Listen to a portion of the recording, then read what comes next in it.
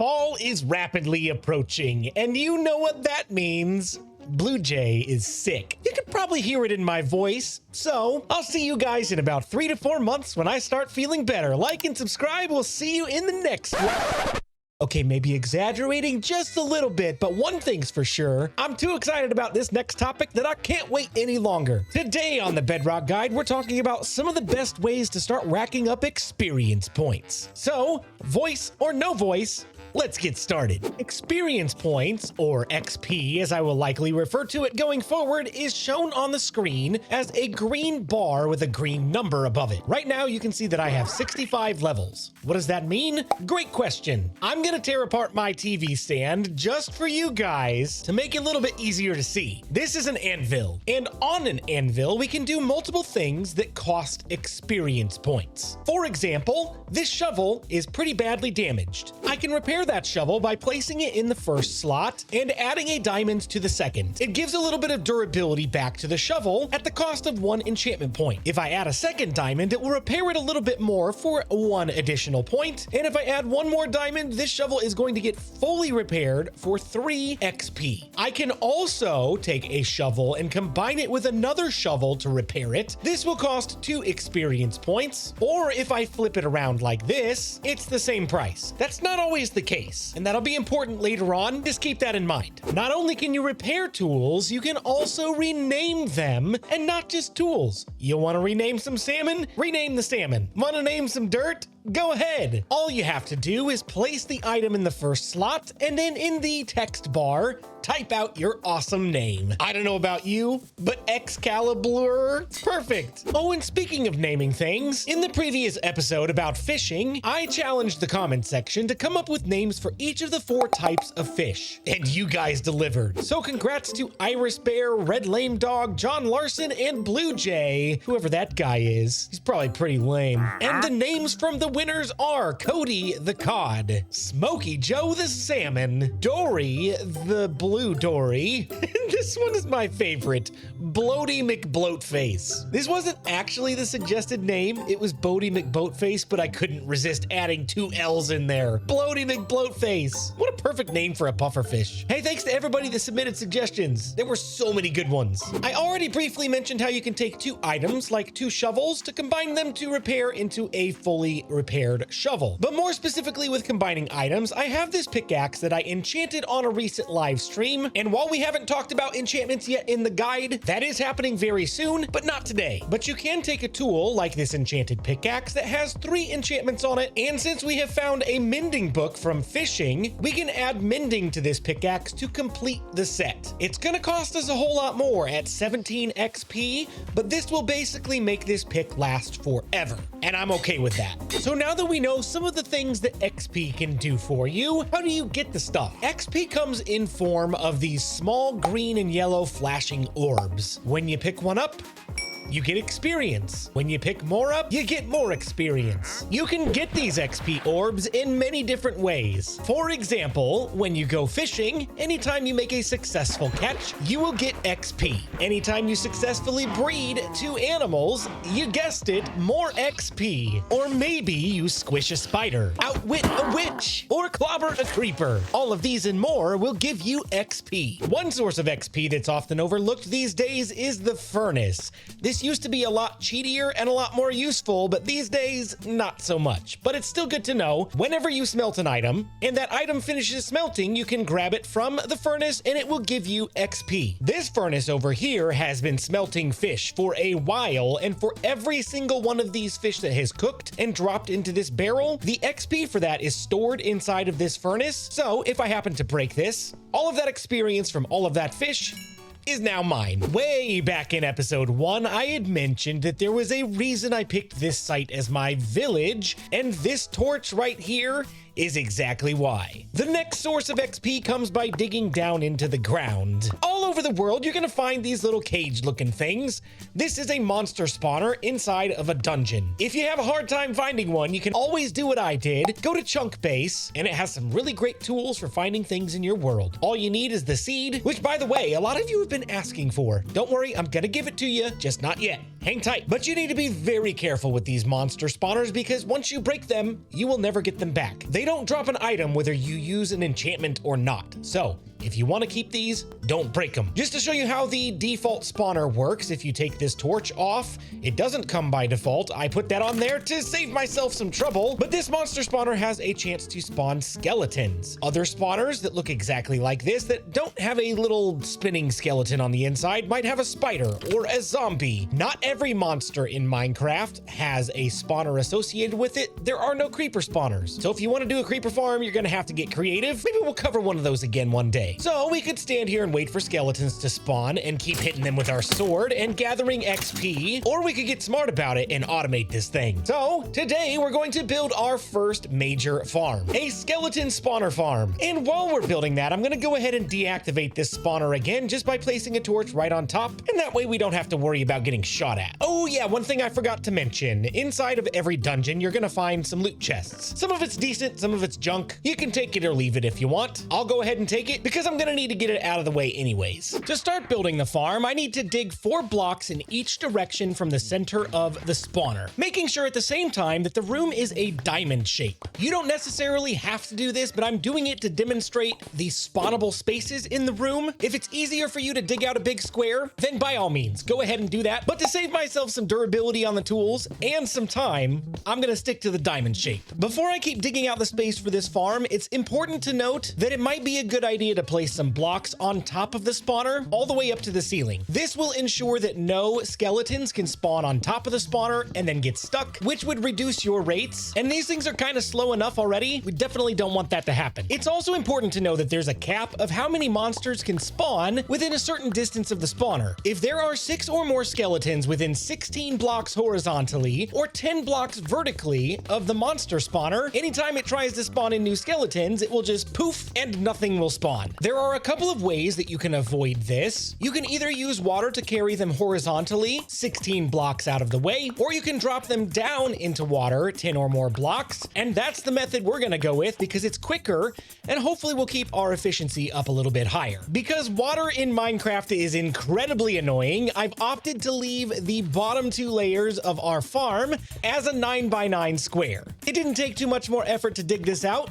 and it's definitely worth saving yourself the hassle. From here, just pick a direction, it doesn't matter which way, but go down the center of the room in one direction and dig a 3-block deep trench. From here, we're gonna take the trench and dig it underneath the outer wall of the farm, going an additional 12 blocks in the same direction, ensuring that when the skeletons go up the water elevator that we're going to install here in just a minute, it will not take up any of the mob cap inside the spawner room. And just as a side note, you don't have to replace all these blocks with deep slate like I'm doing. You can leave them and it will work just fine. Truth be told, if I wasn't doing this for YouTube and just wanted to make it look nice, I'd probably just leave the blocks as is. No one's ever gonna see this part of the farm, so if you don't want to waste time, don't do this. Next, I'm going to take some signs and line the top of the trench. This will stop the water from flowing into the trench once we get that put into place, but it will allow the skeletons to fall in. In order to push the skeletons into the trench, we're going to line these outer walls with water, and if you skip every other block, you will continue to create infinite water sources with the same water source. I told you, Minecraft water mechanics are so weird. Once the skeletons are in the trench, we need to push them forward with some water, but that water only flows 8 blocks. We can get it to continue by placing a sign right here, and then a sign right here, and then a water source right here. As the skeletons flow forward, their head will get caught in that next water source and push them on forward and on down the line. I'll need to do this one more time to get them to the end, then we should be good to go. 2 blocks before the end of this trench, I've dug a 2-block deep hole in the ground in which I'm going to put 2 fences. This is actually a very crucial step, so don't skip it, and here in just a bit, I'll explain why. Before I can continue building this farm, oh, I forgot. We're gonna have to go to the Nether, and before I go to the Nether, I'm getting a bow. And as you can see, the AFK fishing farm is working perfectly. Oh yeah. Since we haven't gone to the Nether yet in this series, I'm gonna go ahead and explain to you how you get there. First, you need some obsidian. You can find obsidian around Y level -54 in the form of lava. All you gotta do is run a water bucket over the top of lava and you will convert it to obsidian. Mine that obsidian with a diamond pickaxe or better, and you're on your way to the nether. With that obsidian, you need to create a nether portal, or you can find one in the world that's ruined like I have right next to my village. On most ruined nether portals, you're going to find this stuff. Crying obsidian. While it looks cool as a decorative block, it cannot be used for the portal, so just go ahead and take it out. From here, all you gotta do is take your obsidian and rebuild the portal frame, grab a flint and steel, and thankfully I've got one right here, and light that thing up. Once you step into the portal, you're committed. Here we go. I don't know what we're gonna find, but it's gonna be dangerous. Oh, I see basalt delta. Oh boy, yeah. Wow, right on the edge of the cliff. Could that be any worse of a spot to spawn? Oh my goodness. This is one of the most dangerous biomes in the entire nether, and it dropped us right in the middle of it. So, let me figure out where we're gonna go, and then we'll go. Okay, we have our heading. I have found coordinates for a soul sand biome. That is where we're headed, and we're not actually, oh boy, magma cubes. No, stay back. Stay back. Let's take that guy out first. First try. Now, where did you go? Oh, I think he's all the way down there. I think we're fine. As I was saying, this is not a nether episode, so we're not going to go too far into depth about the nether today. That is something we will explore here very, very soon in much more detail. The nether is a vast place with a lot to see, and so I want to dedicate an entire episode to it. But for today, the soul sand biome is where we are headed, and we're here. This is what we came here for, soul sand. That's it. 250 blocks in one direction, 300 in another, and we're here for one resource. I literally came out into the most dangerous place in the world for one block, but it's totally worth it. Now all I gotta do is survive the trip back. Honestly, that went way better than I expected it to. I didn't even really have any close calls. Let's just expand this little landing for the next time we're in here, shall we? Okay, that's good enough. Back to the farm. At the end of our trench, I'm gonna dig this block out right here and temporarily place down a piece of dirt. And then I'm going to dig up. It doesn't really matter how high you dig this water elevator up. The important part is the drop on the other side. Standing at Y level 38, I am exactly 27 blocks higher than I was down at the bottom of the water elevator. And I'm going to move forward 2 blocks so that there's 1 block of gap between the water elevator and our drop chute. And from here, I'm going to dig down 23 blocks. Right here where the monsters are gonna land is actually only 22 blocks. In my testing, they still kind of died some of the time at this height. They're not supposed to. They're supposed to go down 23 blocks and have half a heart left, but sometimes that doesn't happen. Maybe they're taking water damage, I don't know. But now that I've filled up the water elevator with blocks, I gotta dig all of that back out. Then I actually need to place another sign right here to keep the water from flowing back once we fill that water elevator in. And then we'll climb back up this ladder again, grab the water bucket and dump it right down right there. That should go all the way to the bottom. I'll head back down the ladder with my kelp in hand, and then I'm gonna dig out 1 block right here. This is also very important for this thing to work correctly. And then I'm gonna place this kelp down until it goes all the way to the top.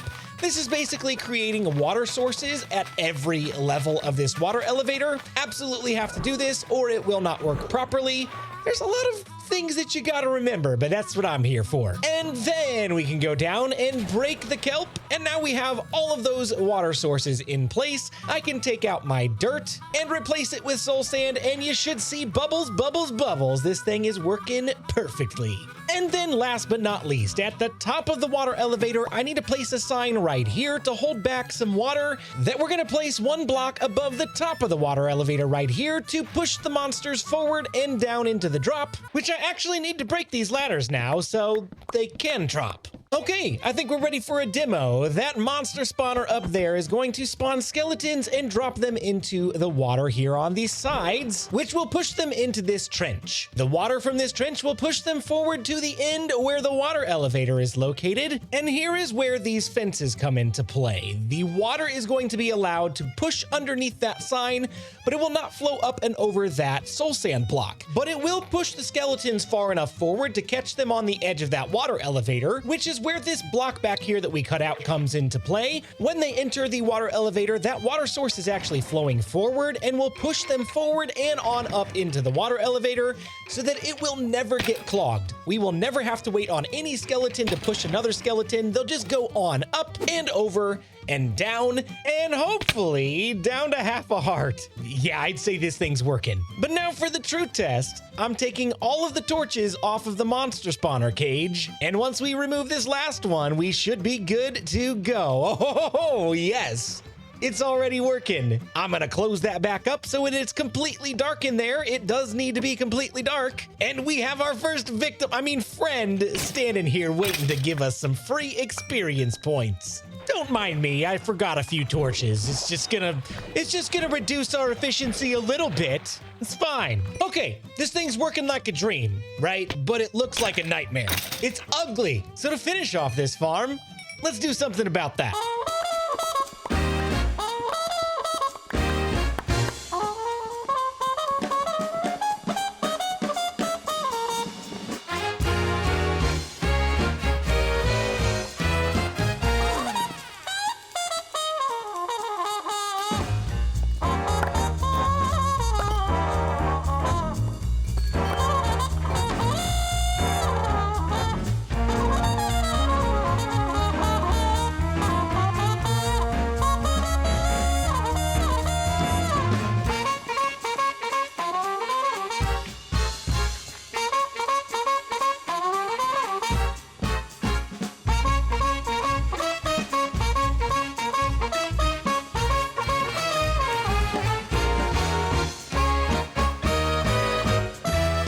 The spawner room is complete, and I gotta say, this is my favorite part of the whole thing. The drop chute looks like an arrow, and where they land is the arrowhead, and there's a bow that looks like it's drawing the arrow and it's gonna shoot the skeletons. It's perfect. There's never been a better design for a skeleton farm.